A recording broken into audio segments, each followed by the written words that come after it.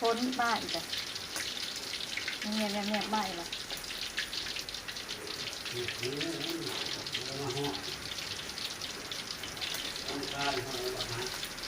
โรคนะมาขึ้นนี่ดิมาเหาะบนขึ้น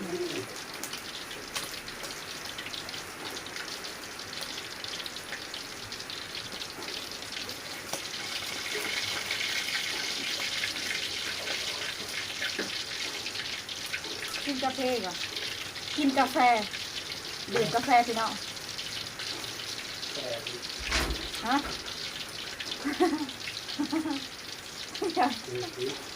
ฮะติดยังกาแฟก็ติดอ้าวบริกินกูมือเนาะ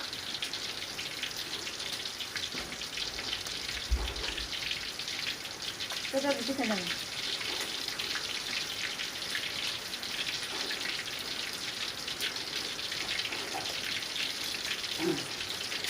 ช่องที่นะคือนี่แสบ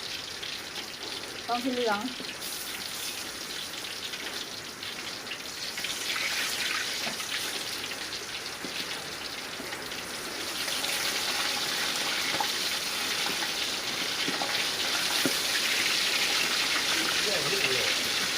ฮะไป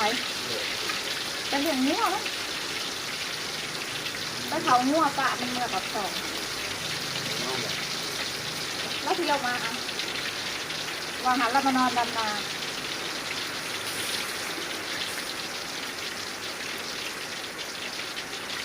ตกแฉะๆมาอีก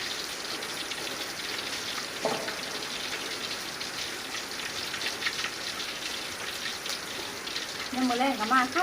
ำได้อันอย่างมาแต่หน้าน่ะจะจากมื้อละมื้อน่ะอย่างมากน่ะคือบ่ยาน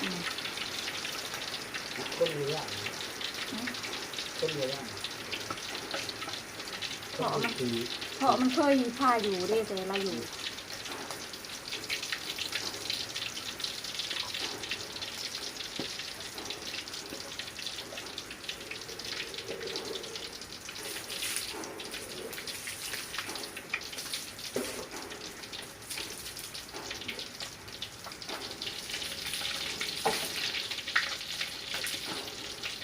เรื่องแรกเอาเพื่อนไปเลยไม่ใหญ่บ่เลยแต่ก็เพื่อนบ่ว่านนี่ก็ขึ้นเด้มาทำได้ขึ้นวันคือก็เพื่อนอยู่เทิงหาเพราะใหญ่อยู่ตลาดวันเพราะใหญ่อยู่ลุมคือที่เมนเมื่อยเลยห้องร้านไปขึ้นห้องร้านไปขึ้นกองเพื่อนวันอะไรเนาะเนาะเห็นตลาดมากเพราะแต่เงินเห็นรถตลาดมากเลยเพราะแต่เงินแล้ว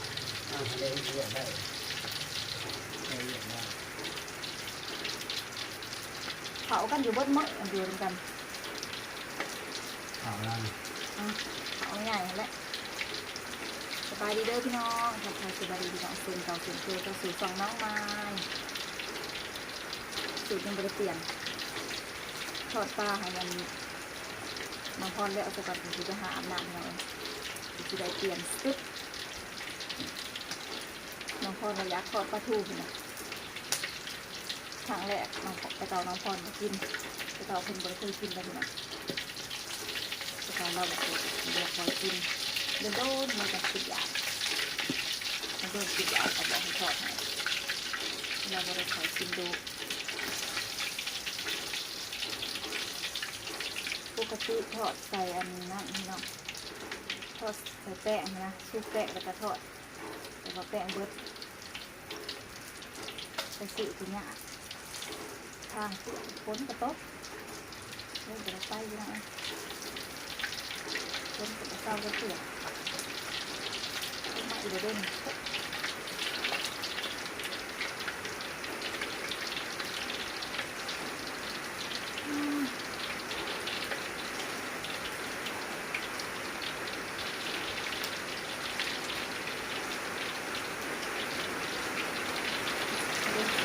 ลงมาอีกแล้ว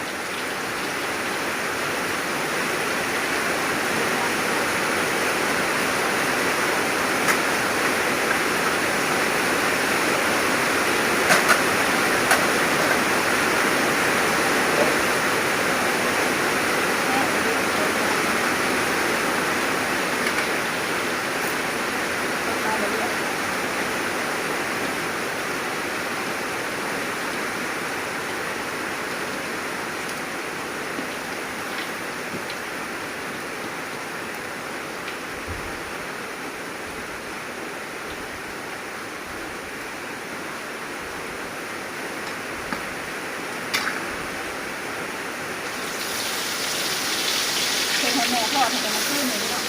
แต่ว่าเอาไม้ก็ได้ทอดมาขึ้นเลยฝนตกมันมืดเอาไม้ก็เลยบ่ทอดให้เพิ่นเอามาทอดให้เพิ่นตอนเช้าทอดให้เพิ่น3 ตัวน้องพ่อนน่ะเรากินข้าวแซ่บพี่น้อง3 ตัวเรากินเบิดเลยได้ทอดปลานะพี่น้องถ้าน้องไม้น่ะตัวเดียวน้องไม้ก็กินน้องไม้ก็อิ่มแต่ว่าน้องพ่อนนั่น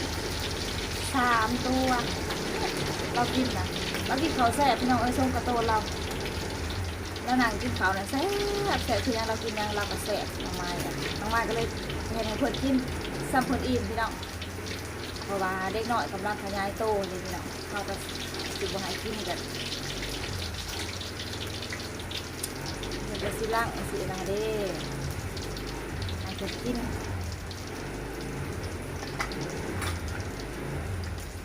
พอกินทีละ2-3 ตัวได้พี่น้องเรากินหลาย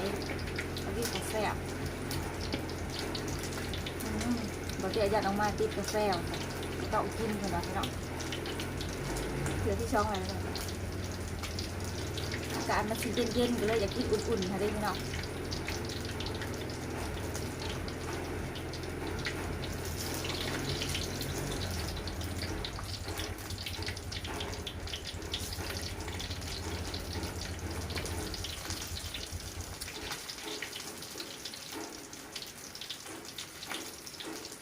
ฝนตกอากาศมันเย็นๆก็เลยขึ้นจะกิน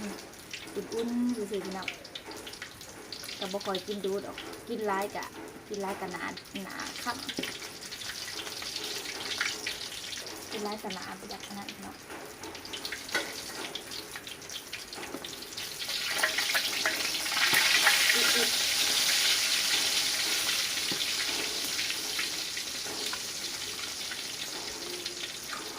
ต้องทอดกรอบๆน้องพอแล้วกินนี่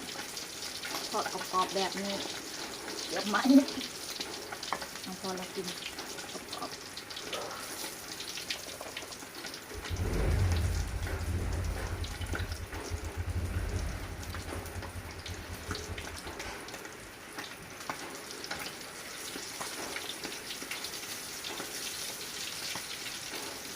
ๆตกบนมือคนมือนี่พี่น้องมือติดมาอีกแล้ว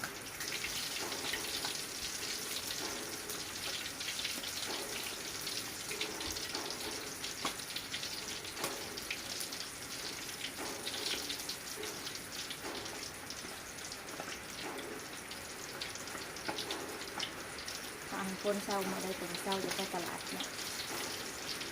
จะไปตลาดปากซองมาซื้อของอยู่ของกินตลาดง่ายเลยพี่น้องตลาดปากซองมี2 ตลาดมีตลาดน้อยแล้วก็ตลาดใหญ่มีตลาดชุนมีไซแล้วก็ตลาดทางไปละหาหนักตลาดว่าใหญ่คนจัดสรรใหญ่เยอะนะติดตลอดติดตะโซนได้ไหม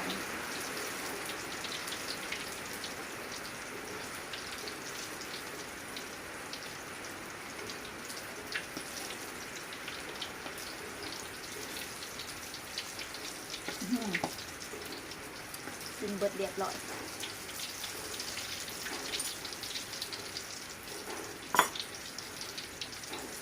กินกาแฟมันก็อิ่มอุ้ยตื่นเนี่ยมาแตะจะกันพอละหมาดกินทอดกินทอดเนาะ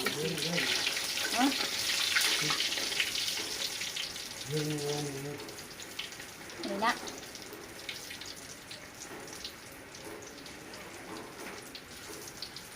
อาบน้ำแล้วแล้วยี่ว่าซื้อก็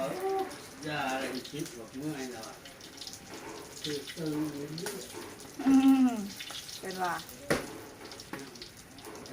วันนั้นยังไม่ถึงเงินที่เก่าเลยว้าวใกล้จักดิจับเบาะ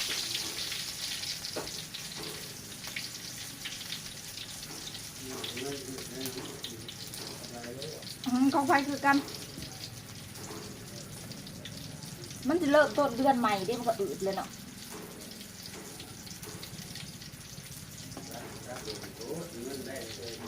ได้แต่เดือนบางอย่างเลยเนาะ คือว่าห้างว่าเขาเดือนหนึ่งกัน จน ก้อนเดือน จนเดือนที่2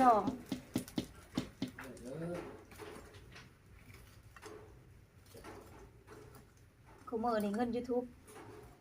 คุมือนี่นะบางซ่องน่ะบ่ได้ผิดกฎ นะ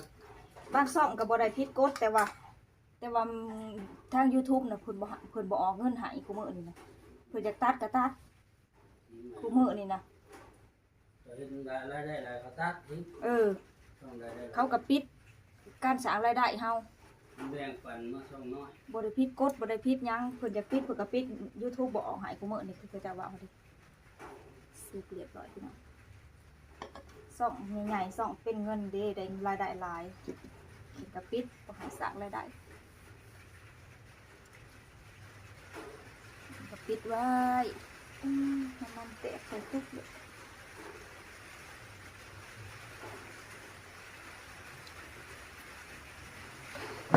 จักมือมาลิกในเด้อเพิ่นว่ะเจ้าจิ๋วว่ะ